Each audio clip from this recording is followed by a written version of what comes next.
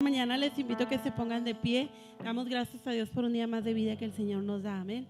También damos gracias a Dios porque estamos en su casa esta mañana, un domingo más, amén, de este mes que ya casi termina, y podemos decir, hermano, como dice la palabra, Ebenecer, hasta aquí nos ha ayudado Jehová, amén. Le voy a invitar para que abra su Biblia en el libro de Proverbios. Vamos a leer en el capítulo 14, versículos 26 y 27. Proverbios capítulo 14, versículos 26 y 27. Le invito a que me indique con un amén cuando lo tenga listo. Proverbios 14, 26 y 27. Amén. Dice así la palabra del Señor: en el temor de Jehová está la fuerte confianza, y esperanza tendrán sus hijos. El temor de Jehová es manantial de vida para apartarse de los lazos de la muerte. Hasta ahí, hermanos. En el temor de Jehová está la fuerte confianza, y esperanza tendrán sus hijos. El temor de Jehová es manantial de vida. Y cuando aprendemos la palabra de Dios, hermanos, estamos aprendiendo acerca del temor de Jehová. Tenemos esperanza en nuestro Dios, y esa palabra, hermanos, ese temor a Dios viene a ser manantial de vida, viene a darnos vida, viene a darnos, hermano, todo lo que nuestra alma necesita. Entonces vamos a dar gracias al Señor por la bendición de poder estar aquí. Vamos a pedir por las clases y pedirle al Señor que nos ayude, hermano, para que esta palabra que va a ser enseñada hoy caiga en buena tierra, amén, que nuestro corazón sea de esa buena tierra. Gracias te damos, Señor, en esta mañana por la bendición que nos das una vez más de poder estar en tu casa, Señor, y poder estar aquí para aprender tu palabra. Ponemos en tus manos esta escuela dominical. Asimismo pedimos bendigas cada una de las clases, Señor, y que nos ayudes, mi Dios, para que nuestro corazón sea esa buena tierra donde tu palabra, Señor, venga a germinar y a dar fruto. Ayúdanos, Señor, para que cada día crezcamos en el temor a ti, Señor, que nuestra vida sea próspera, Señor, en lo espiritual, mi Dios, y en todas las áreas. Te damos gracias en el nombre de Jesús, amén. Así cantamos este canto y después de ello vamos a pasar a nuestras clases, amén.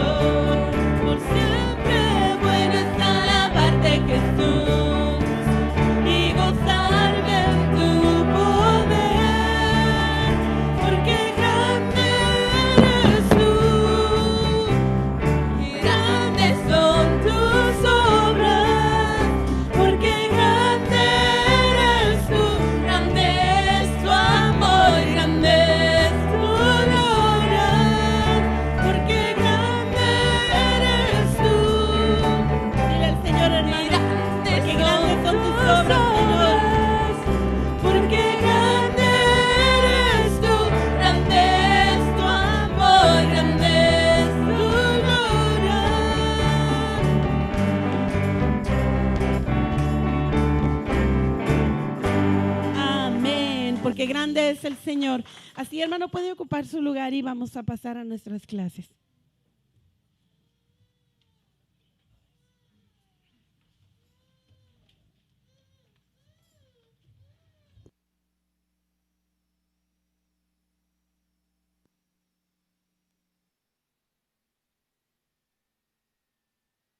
Muy buenos días, hermanos. Dios les bendiga. ¿Cómo están, hermanos, en esta mañana? Qué bueno que estamos aquí ya en la casa de Dios. ¿Y qué le parece si hacemos la pregunta de los 64,000, de las 64,000 bendiciones? ¿Quiénes leyeron el capítulo 13, hermanos, una vez más? Bien, levante su mano santa, miren, me quiero sentir contento que la leyeron más. ¿Y los demás, hermanos? ¿Cuáles leyeron? Los memes, las noticias digitales, CNN, cómo hacer un barquito de madera y tantas cosas, ¿verdad?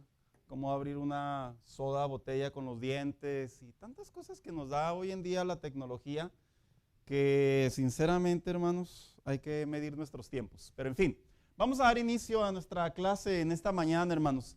Así que la semana pasada dejamos pendiente dos pequeñas partes del tema que veíamos en relación a ¿qué? ¿Quién lo recuerda? En relación a la codicia.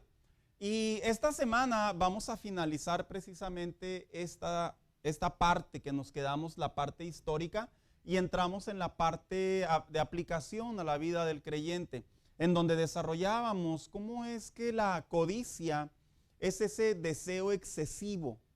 Qué importante es que como cristianos sepamos que Dios no está en contra de los deseos del hombre, y lo dejábamos muy en claro. Decíamos que Dios nos formó con emociones, nos formó con voluntad, con razonamiento, pero el problema radica cuando el ser humano comienza a desbalancear sus decisiones y cae en el exceso de esas emociones o de esos deseos y se recargan hacia la codicia. Y para ello tomábamos como ejemplo la vida de Amón, este personaje que desafortunadamente él decía que amaba a su hermana, pero no era correcto.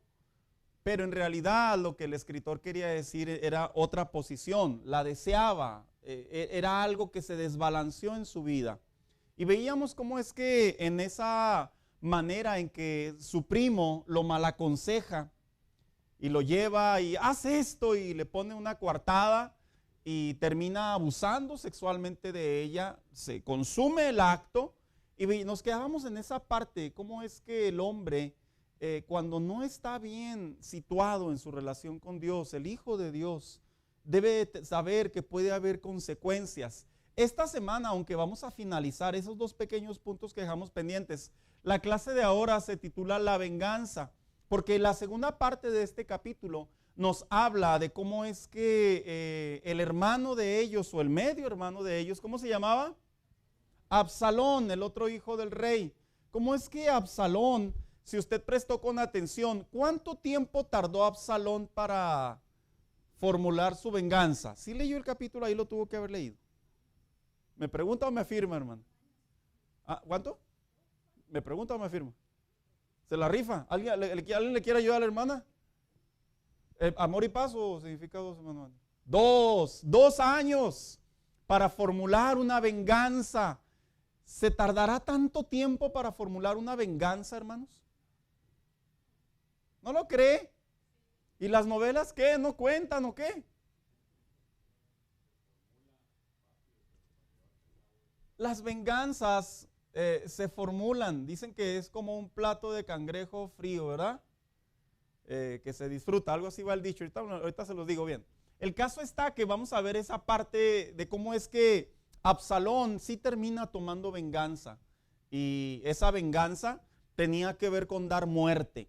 Y vamos a hablar cómo es que la malinterpretación entre la justicia y la venganza en la Biblia, y no digo la malinterpretación del hombre, sino la malinterpretación que el hombre le da sobre la palabra venganza en la Biblia, en la vida diaria, cómo la malinterpreta atribuyendo que Dios es vengativo, Que Dios sea vengativo es una expresión del castellano, hermanos. Yo lo quiero aclarar, porque Dios no está a favor de la venganza. En ninguna parte de la Biblia vemos a un Dios vengativo, vemos a un Dios que con justicia castiga, que es diferente. Aun cuando en la venganza, preste atención, en la venganza hay castigo. No significa que Dios sea vengativo. En la justicia de Dios, Él castiga. Nosotros decimos, hacemos justicia por nuestra cuenta propia, pero en realidad no hacemos justicia por nuestra cuenta propia. Nosotros terminamos creando venganza con castigo, que es muy diferente, que ahorita vamos a entrar en esos términos. Así que vamos a ver esa segunda parte, pero primero vamos a finalizar lo que dejamos pendiente, y ahorita me regreso a la introducción.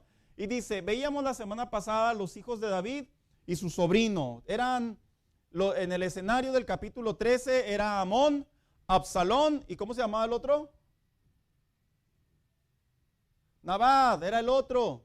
Y veíamos cómo es que Tamar era el cuarto personaje. Entre ellos se desarrolla este capítulo, en donde la trama es que hay una especie de amor entre hermanos, o más bien dicho, de un hermano hacia otro hermano, que definíamos que la palabra que usa el castellano, amaba, en realidad no era un amor ágape, era un amor eros, era un amor erótico, sexual, lo que sentía él por su hermana. Y se comprueba después de que la viola, que terminas sintiendo hacia ella. Aborrecimiento, repudio, odio. En el verdadero amor no existe este tipo de casos. Por lo tanto, veíamos que es un amor disfrazado de lujuria, como le pasa mucho a las personas, a los seres humanos, pero principalmente en la edad de la juventud. Porque la edad de la juventud es donde se despiertan las hormonas. Ya cuando uno se casa, madura, y a pesar de que uno sabe que está mal, hermano, uno sopesa más cosas que cuando se es soltero. Y existe en la vida del ser humano, tanto como el hombre como la mujer, algo que le llaman amor, pero en realidad es lujuria. Porque la lujuria es un deseo excesivo por tener sexo con esa persona. Y no es bíblico, porque cuando se tiene un deseo excesivo hacia una persona, se pasa por alto todo lo que representa el hacer las cosas bien, el estar con la persona correcta, el hacerlo en el tiempo apropiado, como lo son las bendiciones de Dios. Y veíamos cómo esto sucede también en la vida diaria. Hay muchos gustos que están disfrazados ¿de qué? De necesidades. Es que lo necesito. ¿Lo necesitamos en realidad, hermanos? En realidad no, generalmente nos gusta, que es muy diferente. Y esto es algo muy común y hacemos la aplicación. Este fue un caso literal, pero nosotros hacemos la aplicación a nuestra vida diaria. Dios no está en contra de los deseos que sintamos, pero lo que sí Dios quiere es que nosotros sepamos cómo detener y disciplinar lo que debemos de necesitar en el momento. Toco los casos comunes que suceden en los tiempos y siempre van a suceder, no se preocupen, hermanos.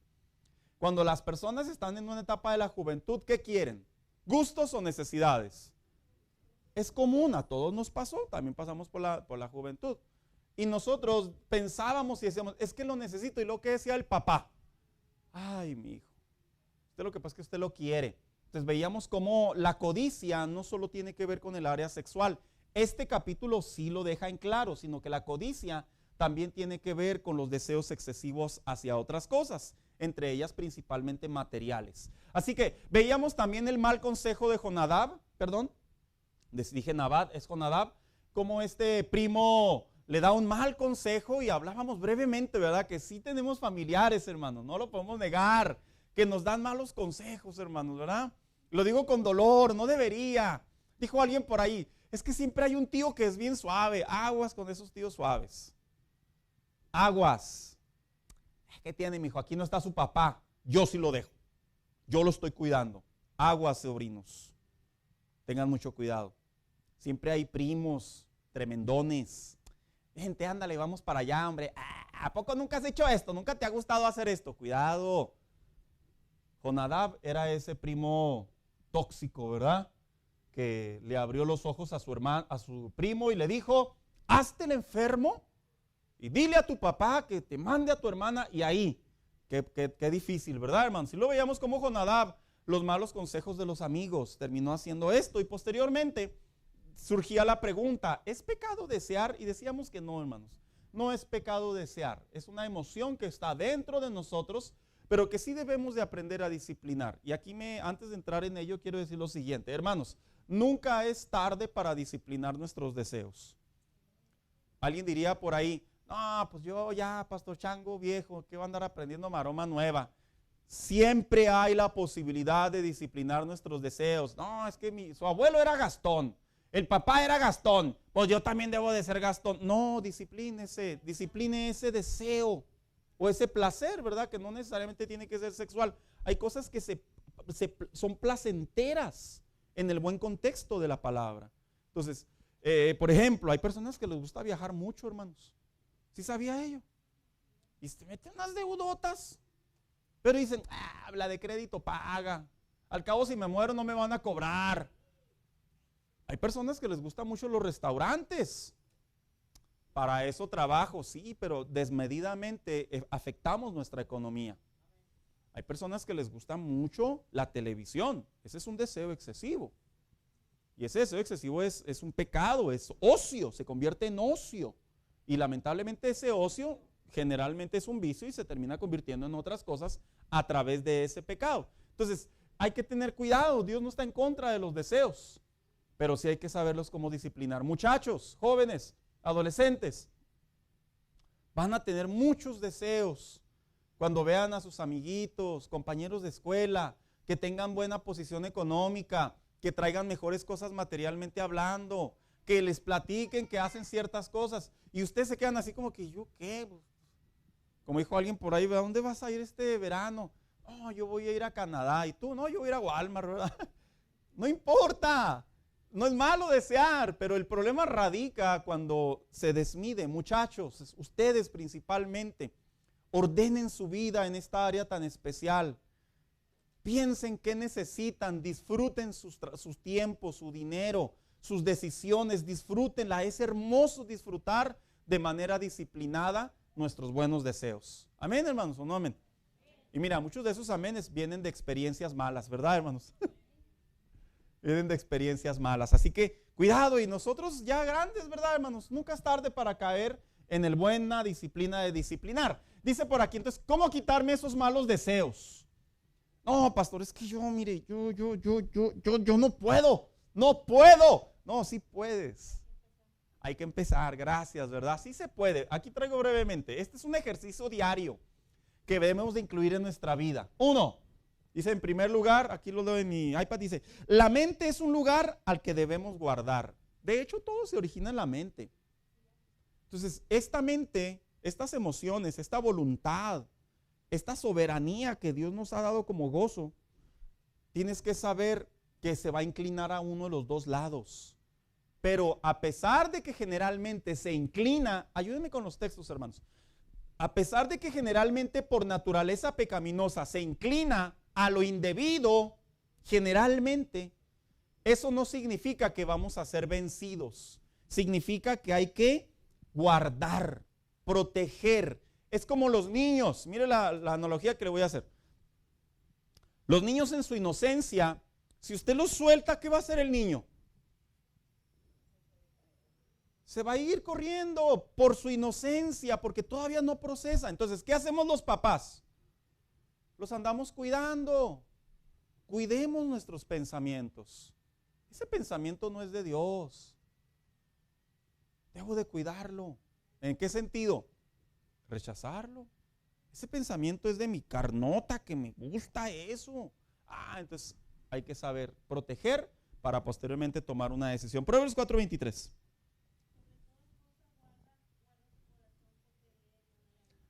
Entonces de ahí es donde proceden todas las decisiones, es lo que se refiere el proverbista. 2, no hay tentaciones o deseos ligeros. Cantares 2:15. ¿Sabe qué? Alguien dijo por ahí, no, es que los deseos, hay deseos que sí se pueden vencer de bolín ping-pong. No, fíjese que yo opino diferente.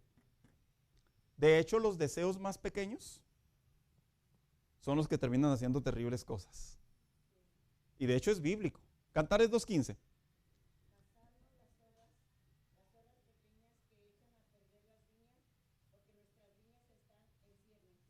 Esta era una metáfora, pero también era algo que se vivió en la vida real. Figure los campos y los trabajadores no solo cuidaban del clima, de que estuvieran bien regados y todo, sino que también las zorras. Porque si dejaban una zorra ahí, pues como el mal chiste, ¿no, hermano? De los elefantes.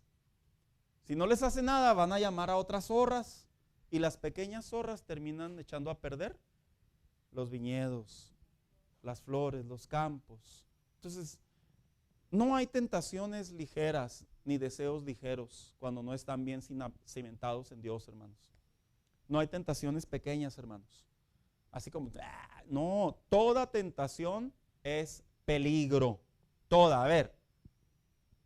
Si usted ve un bote que dice cianuro ahí, puro, 100%, ¿usted se atrevería a agarrarlo con su dedo y ponérselo en la lengua?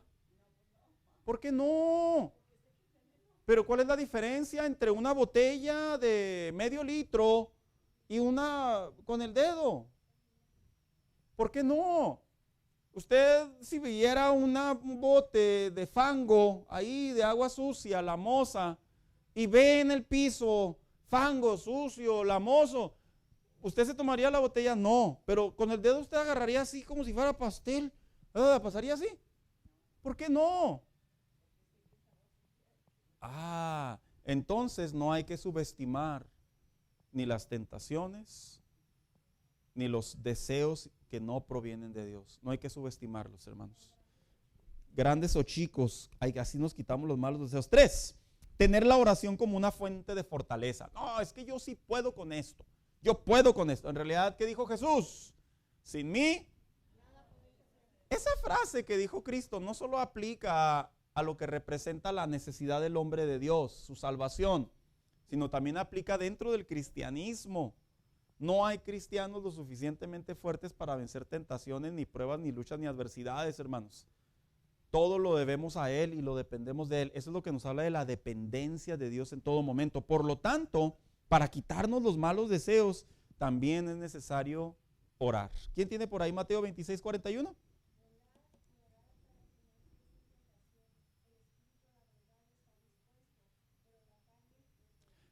Entonces ahí les va un tip. Cuando usted tiene muchas tentaciones, ¿a qué cree que se debe? ¿A qué? Ahí hay una causa. Cuando a usted se le invaden los pensamientos, es porque usted no está orando. Caray. El enemigo me está atacando. No, no es cierto. La carne se está rebelando. ¿A qué otra causa puede ser? Cuando los pensamientos están a flor de piel a todo lo que da, hermanos. No nos estamos alimentando de la palabra de Dios, del pan de vida. ¿A qué se ven sus pensamientos que vienen y vienen y vienen y vienen? A que nosotros estamos participando directa o indirectamente, ya sea visual, presencial.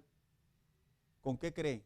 Con placeres mal dirigidos en la relación con Dios. Ejemplo. Hoy en día se está dando mucho la línea de la brujería y de la hechicería y del espiritismo en las películas. A pesar de que no tengo mucho tiempo para ver ello, yo sí me dedico tiempo para ver los sinopsis de las películas, leer las críticas. Y me he dado cuenta que este último año, después de la pandemia, le llamamos así, ¿verdad? Porque ya salimos de lo que viene siendo pues el estar encerrados, ¿verdad? Empezaron a sacar muchas películas en caricaturas y en 3D, animación e inclusive reales, me refiero con actores, con mucho contenido de brujería.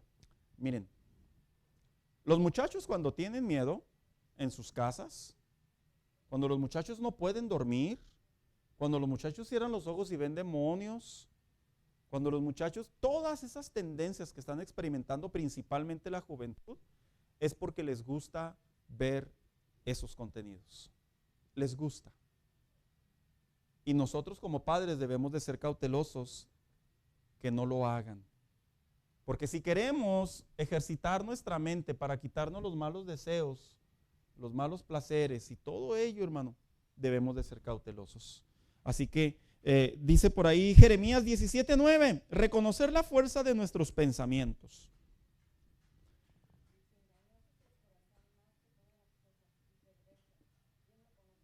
Entonces lo que nos quiere decir la palabra de Dios aquí por medio del profeta Jeremías es que en realidad es más grande nuestro deseo por las cosas indebidas que por las cosas debidas. Ay, qué feo, ¿verdad, hermanos? Pero es la verdad. Esa es una verdad bíblica. Miren, el hombre no puede ser bueno por cuenta propia. El hombre intenta a través de los atributos dados por Dios, misericordia, bondad, todo lo que Dios, mire, dice la Biblia que somos a la imagen de Dios y a su semejanza. No se refiere que Dios tiene 5 dedos que en cada mano no, Dios es espíritu. Lo tengo que usar en ese tono para quitar toda la tontería que a veces la gente le meten en la cabeza. Dios es espíritu, a lo que se refiere, tenemos los atributos de la vida espiritual en el sentido de que tenemos emociones, sentimos, Dios también siente. De que Dios muestra amor, nosotros también. Entonces el hombre a raíz de la caída, sus tendencias en realidad son indebidas. Entonces a través, lo que dijo el apóstol Pablo, el viejo hombre, la vieja ropa, a través de la relación con Dios debemos de saber nosotros que nuestra fuerza en realidad, a pesar de ser salvos, de ser cristianos, de ser hijos de Dios, en realidad, hermano, ni ser salvo, ni ser cristiano, ni ser hijo de Dios, nos garantiza que somos Superman. No. Por eso decía el profeta, cuida, porque es engañoso. A cualquier nivel de cristianismo, discipulado, maduro, líder, pastor, no importa. Siguiente, buscar a Dios y rechazar los deseos carnales. Romanos 13:14.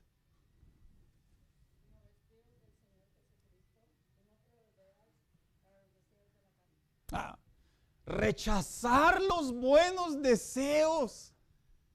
¿Quién se ha puesto a dieta? Bien. ¿Cómo se sienten cuando les dicen, échate una hamburguesa, échate unos tacos, unas enchiladas, unas gorditas doradas así en aceite? ¿Cómo se siente, hermano? Se siente loco rechazar algo así, ¿verdad? Tan rico, tan hermoso, tan delicioso. Nos vemos raros. Imagínense, ya sé, no, ni entremos en ello, hermana. Entonces, cuando el apóstol Pablo le da a la iglesia y le dice, aprendan a rechazar los deseos malos. En otras palabras, lo que nuestra carne quiere, ¿qué cree? Nosotros hay que decirle, no. No, pastor, pero no siempre se puede. En realidad nosotros somos los que le ponemos drama al asunto.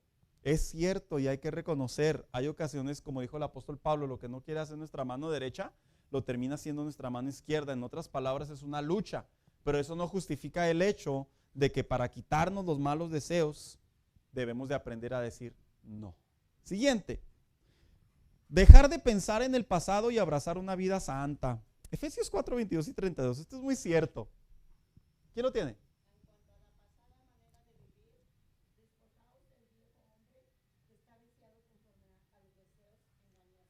Entonces, básicamente,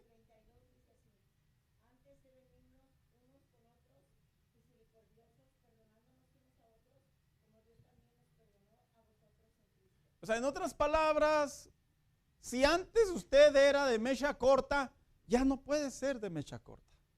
Si antes usted era gritón, ya no. Es que tengo que soltarlo.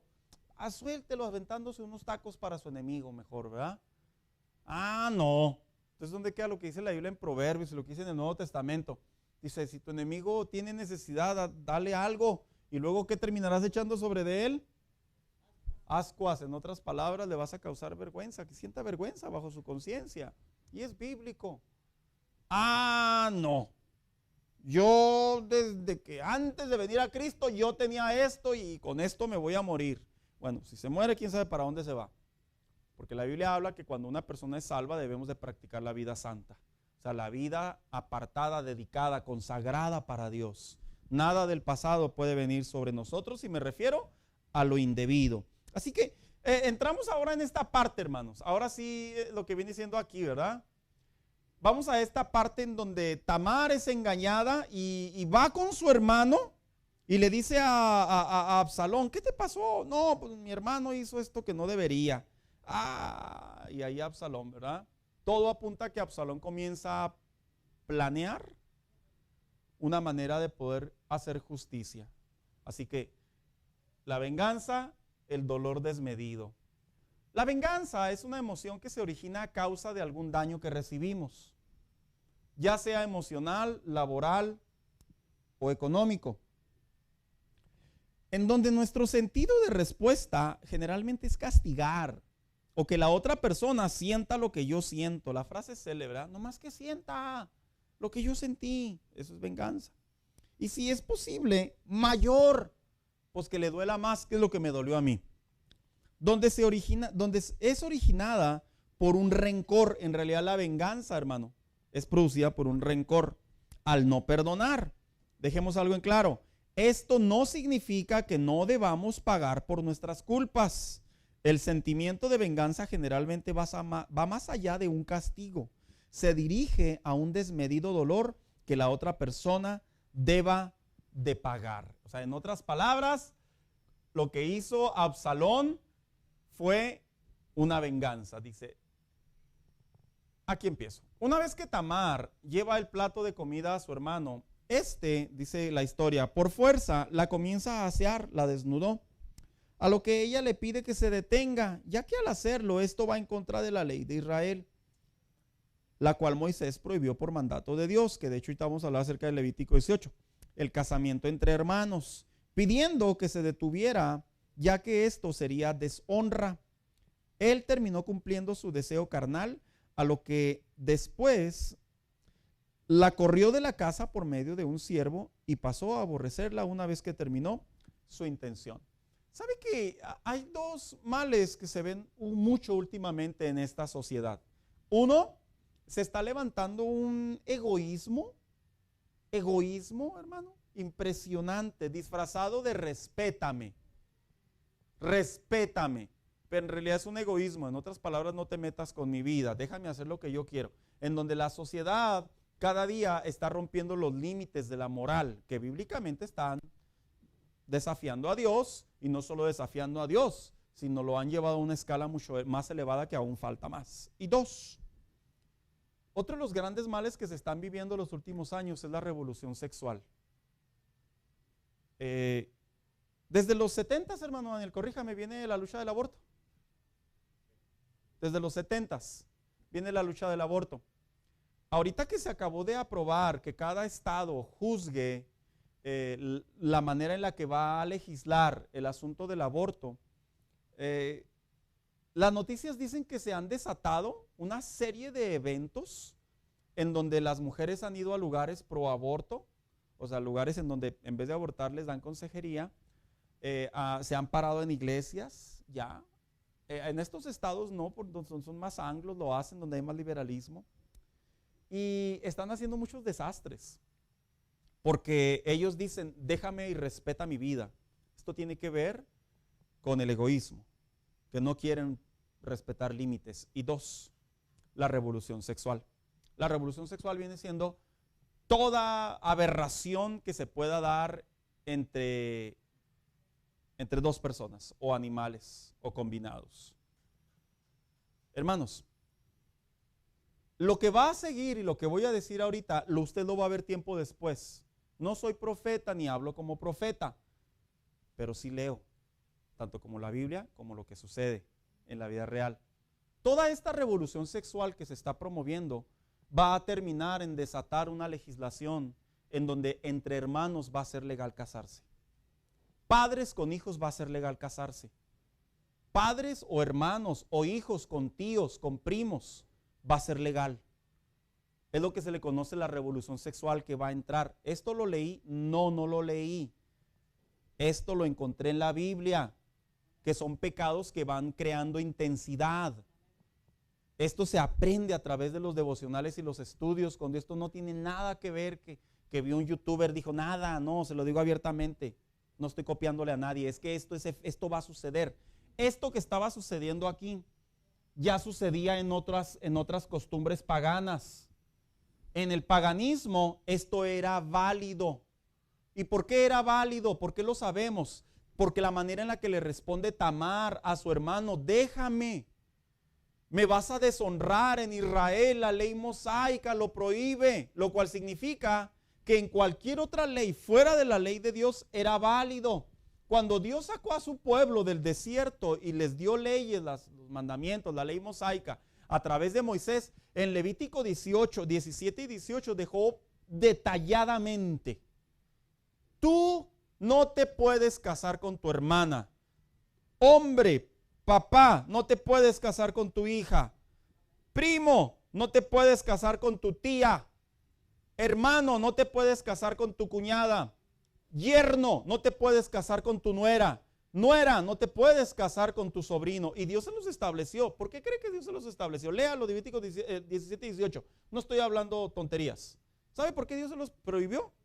Porque en Egipto ya existía esa depravación sexual. Y Dios, cuando se lleva al pueblo al desierto, no solo para pasar no solo para moldearlos, sino también para formarlos sexualmente, se los dejó muy en claro. Y yo le invito a que lo lea de tarea. Voy a mencionar muy mínimo, pero en casa puede leer Levíticos 17 y 18, como Dios dice al hombre: no lo hagas. Y la pregunta es, ¿por qué? Hubo dos razones muy importantes. Uno, por el lazo sanguíneo. Porque la Biblia enseña que cuando tú te casas, tú y ella, ¿qué son? Uno solo. Y lo que tú procreas, ¿qué es? Tuyo, genéticamente hablando. Y Dios no quería que otro que fuera suyo se introdujera dentro de. Hay una palabra, si mal no la recuerdo, es demoglagía. Ahorita a ver si la recuerdo bien. Que tiene que ver con la pureza de la raza. Personas que la practican entre ellos mismos. ¿Y eso sabe dónde se ve mucho? En los reyes. ¿Y en dónde más? En los reyes, en los sultanes, en el oriente. Pero también en dónde más. Hay una religión que lo practica. Los mormones. No todos, ¿eh? Los menonitas lo practican. Usted lo puede leer históricamente. Hay muchos videos documentales en donde ellos lo practican. No todos, lo dejo muy en claro. Se fueron despegando y para ellos se le llama liberalismo y ellos mantuvieron la tradición. Y estoy hablando de los que provienen de la línea puritana, no del cristianismo que después se descontroló y de ahí surgieron los mormones, no porque se practicaba en la religión puritana entre los cristianos, lo aclaro. Entonces, esto Dios le dijo a Tamar, le dijo a su hermano a Amnón, dice: suéltame, no está bien. Entonces, esto sabemos que terminó mal. Así que pecados y relaciones incestuosas en la familia. ¿Qué vienen siendo relaciones incestuosas? Relaciones incestuosas significa incesto. Así que, ¿qué es lo que Dios prohíbe? Dice, Dios, en la ley que le dio a Moisés, estableció prohibiciones acerca de ciertos actos que no se debían practicar, entre ellos las relaciones sexuales entre hermanos, padres e hijos, hijos y tíos, ahí están cotejados los pasajes bíblicos, hijos y abuelos, nueras y suegros, entre cuñados, yernos y nueras, y exigió la pena de muerte por esta transgresión en la mayoría de los casos. Esta es la palabra, perdón hermanos, endomanía, que tiene que ver con mantener la raza pura entre ellos mismos. Dios se los prohibió, no lo pueden hacer, está prohibido.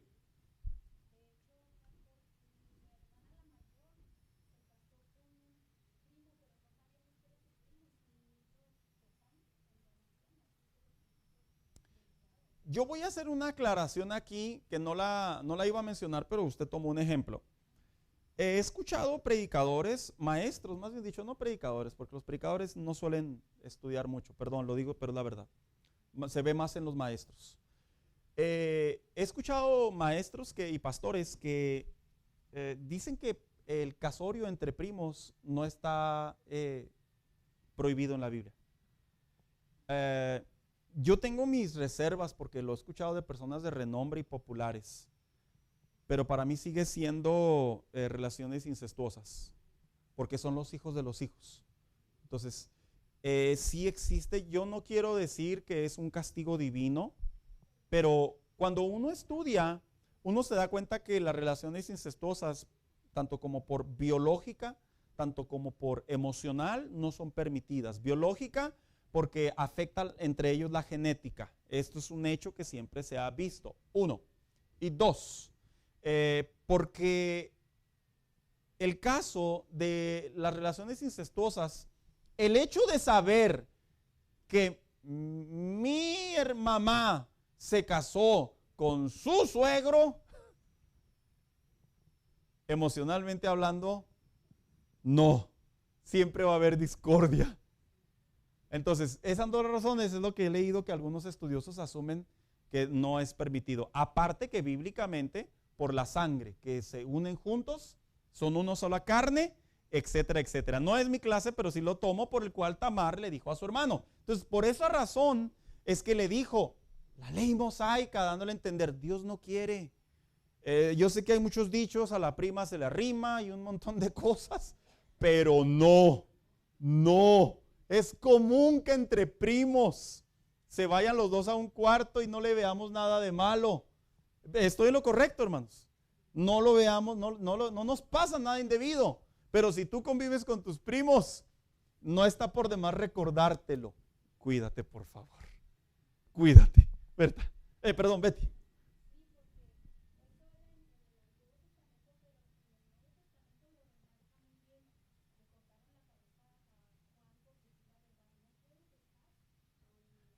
Buen ejemplo. El Juan el Bautista le echó en cara que se estaba metiendo con su sobrina y no era permitido por la ley mosaica. Y aparte en la iglesia de Corinto, en la ciudad de Corinto, había problemas de incesto. Porque los creyentes de Corinto siguieron jalando tendencias paganas, no respetaban la ley mosaica y tuvieron familiaridad entre ellos mismos, y el apóstol Pablo ahí tuvo que tomar cartas en el asunto. Hermana Carrera.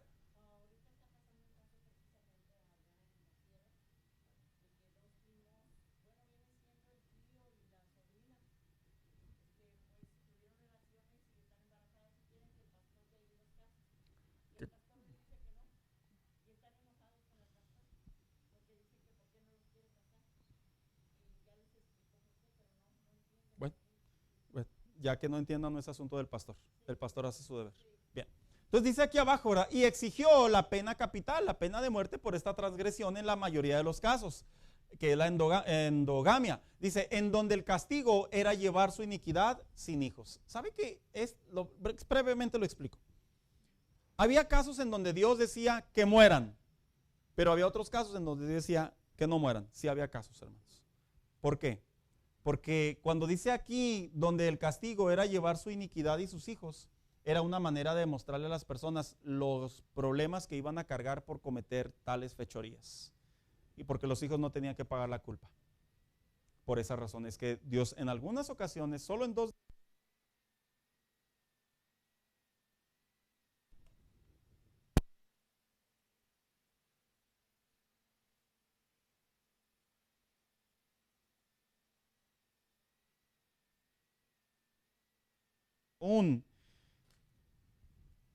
Esta su vileza que era prohibida en Israel terminó aborreciéndola al punto de odiarla. ¿Dónde está el amor? No es cierto. Y la corrió de su casa. Es lo que pasa, ¿no? Es lo que pasa, ¿verdad, hermanos? Aparte cuando hay relaciones indebidas o fuera del matrimonio o antes del matrimonio, ya nomás salen con sus cosas y vete, ya no te quiero ver. Ah, pero eso no le decía, ¿verdad? Antes. Por eso les digo, cuidado. Y la corrió de su casa. Tamar, este es un acto bien interesante. En ese momento Tamar dice que toma ceniza y la esparce sobre su cabeza, se rasga su vestidura de colores que no representaba meramente vestidura real, sino era vestidura de virgen, de mujer virgen. Y dice que, ahí le doy la palabra, hermano Daniel, y dice que una vez que la rasga, dice, Absalón le pregunta lo sucedido. Y una vez que Absalón, pues ella le cuenta, no, pues mi hermano hizo esto. Dice que se quedó en la casa de Absalón. David se enteró y se enojó mucho. Ah, caray. ¿David le podía dar muerte? Y la pregunta es, ¿por qué no actuó conforme a la ley? Hermano Daniel.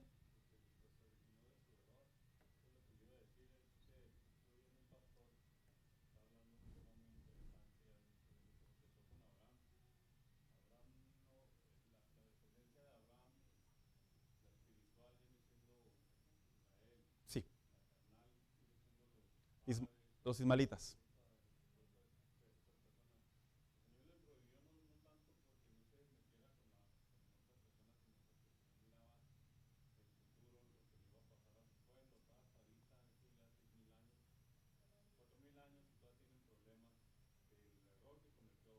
Sí.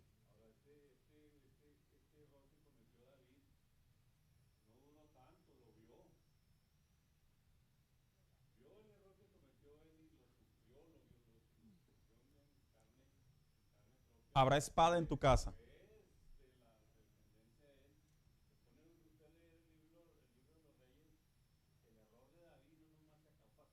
Oh, no.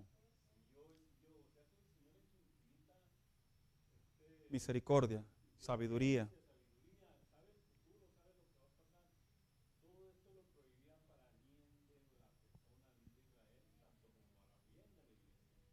Y sabe que, y sí, gracias por su comentario, hermano Daniel, que al final del día Dios ve la providencia, ve el futuro y nos detiene en muchas de las ocasiones. ¿Por qué no le dio muerte David a su hijo Absalón?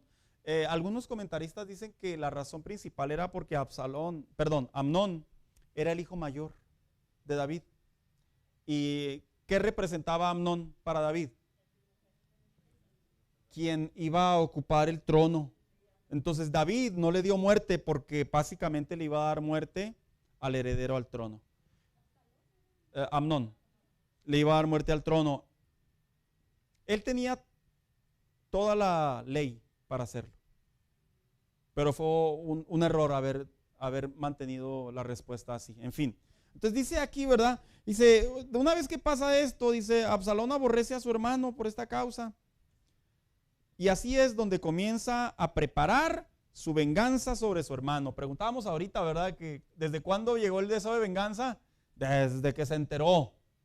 Desde que se enteró. Solo que tardó 2 años en cocinarla. Y dice aquí, Absalón planea una fiesta.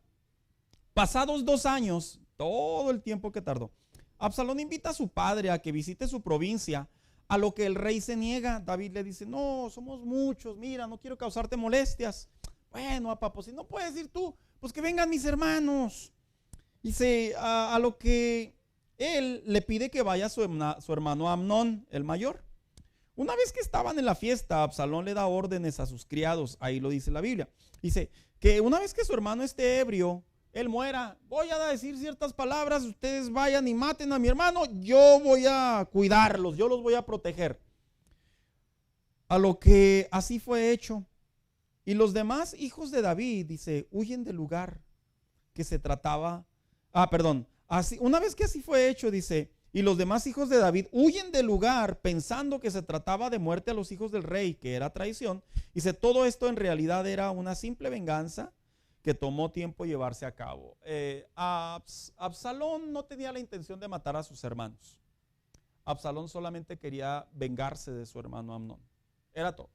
Porque no tenía la intención, no los persiguió, no había otra intención. Betty. No. David tuvo varias mujeres. De hecho, leí un comentarista que dijo que David tuvo 19 mujeres. No sé dónde sacaron tantas. Como siempre pasa, ¿verdad? Pero bueno. No sé cómo le sacaron tantas a David, pero de que tuvo David varios hijos, sí tuvo varios hijos representados en la Biblia. Bien, así que dice aquí, el rey se entera de la muerte de su primogénito. Algunos comentaristas opinan que David no dio muerte a su hijo Amnón debido a que él era el heredero al trono, ya que era el mayor. Pero su hermano Absalón tomó venganza por cuenta propia. Llega a David un rumor que Absalón había dado muerte a los hijos del rey. Él se rasga las vestiduras junto con sus criados, David, pero Jonadab le informa bien al rey que solo le había dado muerte a Amnón. Amnón dice, y esto había sido planeado desde la violación de su hermana, a lo que Absalón huye a Jesús por 3 años. Una vez que se entera David, ¿cuál era la posible respuesta de David, hermanos? Matar a Absalón. No lo iba a hacer, no lo hizo. Pero dice la Biblia que el impío corre, ¿sin qué? Sin que nadie lo persiga. En otras palabras, cuando la conciencia te persigue, no necesitas que alguien te lo recuerde, ¿verdad? Es como la gente celosa, hermanos. la gente celosa tiene algo muy característico en general. Si están haciendo algo malo ellos, tienen muchos celos por sus parejas. Como ellos andan haciendo algo malo, piensan que ellos también, la contraparte.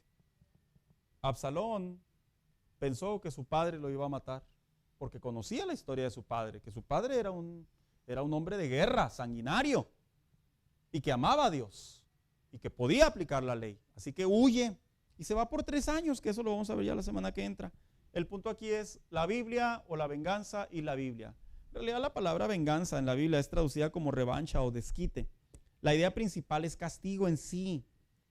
A lo que Dios se reserva para sí mismo el derecho a vengarse. ¿Qué significa esto diplomáticamente hablando? Que si Él quiere, Él hace justicia. Si Él no quiere, Él no lo hace. ¿Pero por qué? Porque Él pesa los corazones. Lo que para nosotros puede significar, me ofendió, Dios que conoce los corazones, hermanos, Dios sabe que puede haber ocasiones en donde las personas que nos afectaron en realidad no tenían esas intenciones. Pero nosotros, como fuimos afectados, ¿cómo lo vemos? Mal. Oiga, es como los choques, ¿no? ¿Quién le ha pasado que cuando ve un evento de un choque, te sales, ¿por qué me chocaste? Ya me traías ganas. Y luego la otra persona dice como que, oye, perdóname, no me fijé. Es que se sintió agraviado y todo lo ven mal. Y por tal motivo viene esa respuesta. Así que dice aquí, ¿verdad? Su justicia es pura. Ningún creyente debe de usurpar la justicia de Dios. Hermanos mayores, ya saben qué les voy a decir, ¿verdad? Ustedes no son ni las madrastras ni los padrastros. No, pero es que cuando no está mi mamá, estoy yo. ¿Y quién te dijo que tú puedes hacer lo que quieras con tus hermanos? Es que alguien tiene que tomar las riendas del hogar. ¿Sí les ha pasado eso, hermanos? ¿O es mi imaginación, producto de mi imaginación?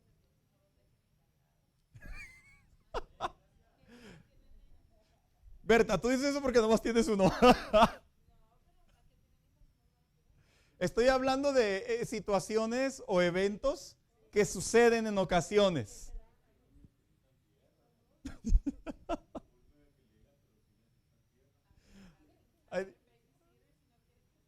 Bien, no queremos discordia de ello. El punto aquí es que a veces los hermanos mayores se pasan de la raya. Absalón ocupó el lugar del padre David y le dio muerte a su hermano. Absalón debería haber entendido que el único que podía darle piso a Amnón era David. Y él, antes de que mi papá llegue, yo le doy chicharrón. Espérate. David no lo hizo y tenía sus razones. Hermana Laura.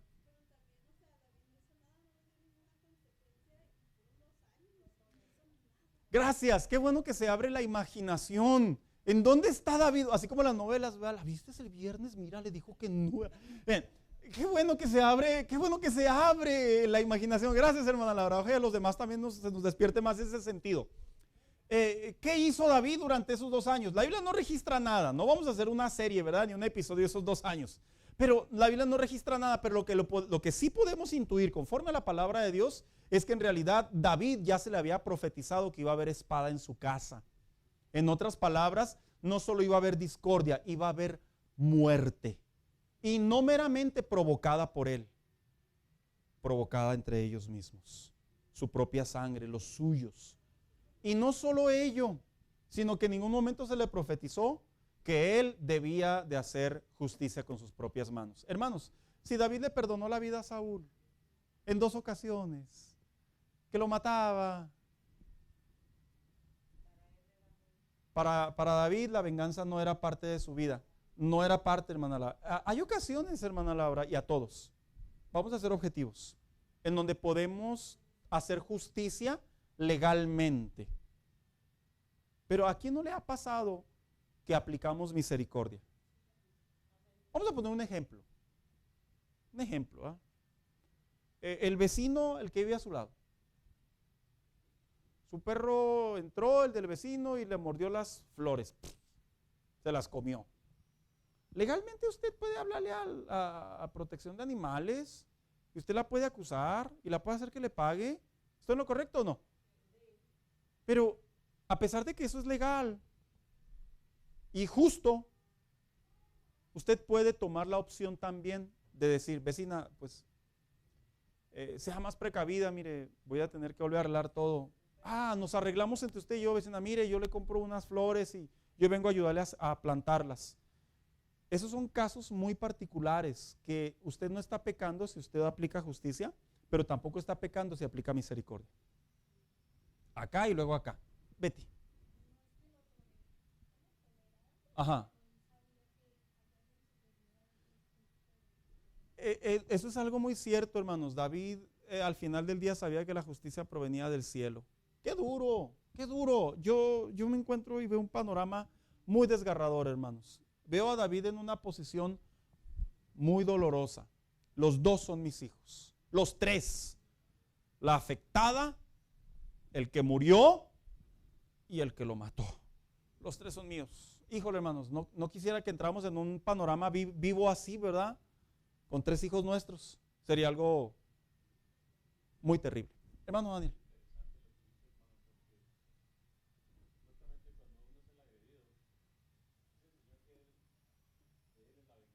Sí.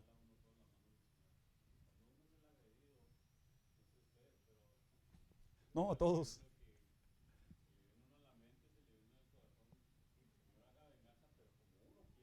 Claro. Agrede. Queremos que Dios. Sí. Claro. Gracias, hermano Daniel. Muy buena explicación. Señor, véngate. Yo te digo cómo. No lo sé. No puedo dar un comentario así, Betty, porque haría una serie. Pero vuelvo a repetir, la venganza o el justicia por cuenta propia, vemos a Absalón que Absalón no la vivió bien, hermanos.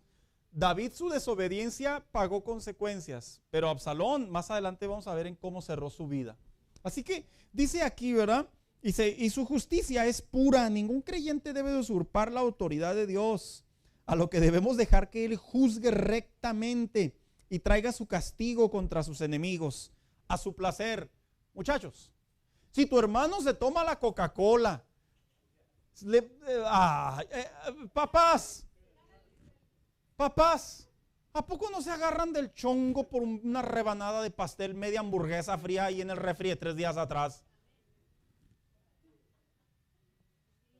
Si tus hijos se la comió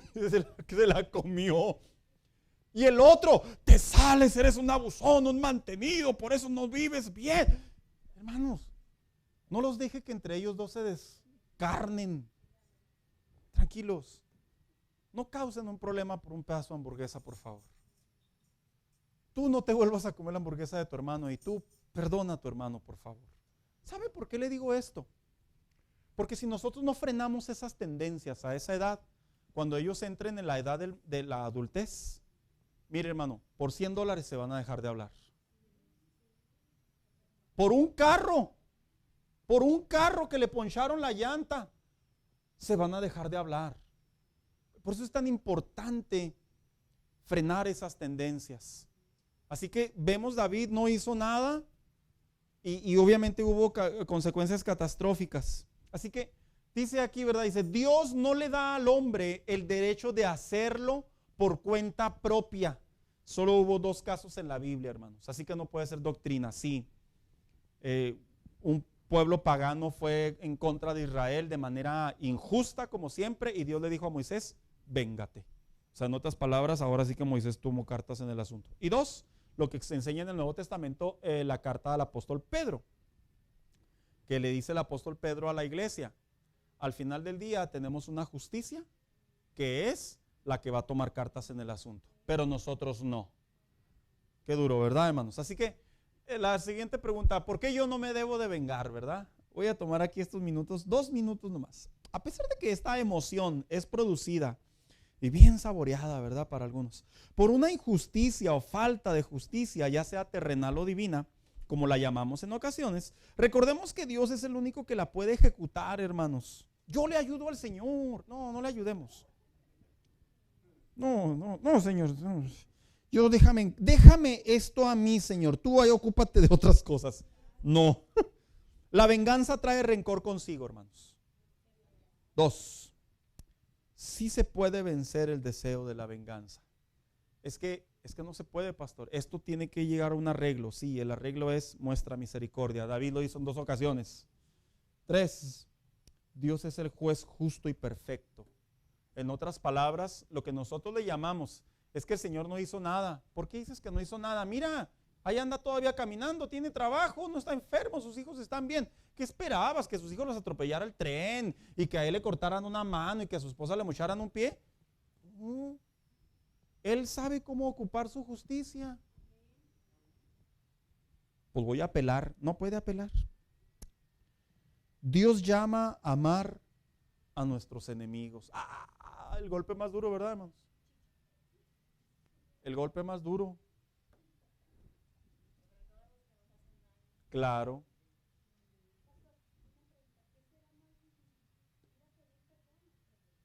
Esa es una pregunta existencial muy buena, porque hay personas que batallan mucho para perdonar y hay otras personas que batallan mucho para pedir perdón. Entonces yo creo que en ambas va el castigo, el dolor.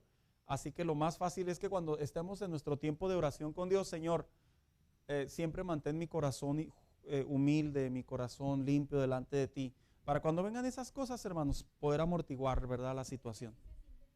Oh, sí. Y último, nuestro deber es orar. Sí, Señor, estoy orando para que te lo lleves. Estoy orando para que se pudra en el infierno. No. Dios es justo. Y Él va a hacer lo que mejor le parezca. Es injusto, pastor. No es injusto. Yo creo que el mejor ejemplo que podemos tomar ahí es el caso de Jonás.